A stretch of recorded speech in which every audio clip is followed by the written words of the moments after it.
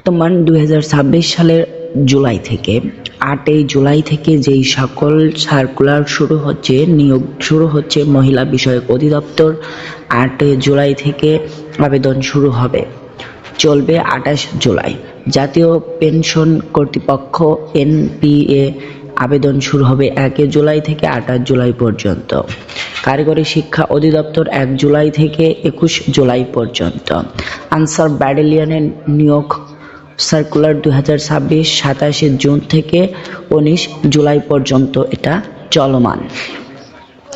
জেলা প্রশাসন কার্যালয় ডিসি অফিস, এখানে আবেদন শুরু হবে 6 জুলাই থেকে 26 জুলাই।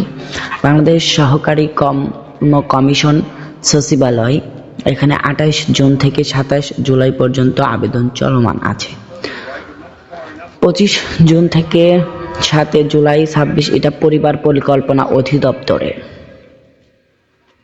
এটাও চলছে। বাংলাদেশ রপ্তানি প্রক্রিয়াকরণ এলাকায় কর্তৃপক্ষ, এটা নিয়োগ 1 জুলাই থেকে 30 জুলাই পর্যন্ত। বাংলাদেশ সেনাবাহিনী বেসরকারি নিয়োগ সার্কুলার 24 জুন থেকে 23 জুলাই পর্যন্ত আবেদন চলছে।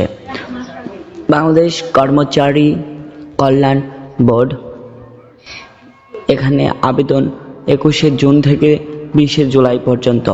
বিআর পাওয়ারজেন্ট লিমিটেড, এখানে 17 জুন থেকে 12 জুলাই পর্যন্ত। পদ্মা আয়ন পিওসিএল নিয়োগ সার্কুলার 2026 এটা 21 জুন থেকে 16 জুলাই পর্যন্ত।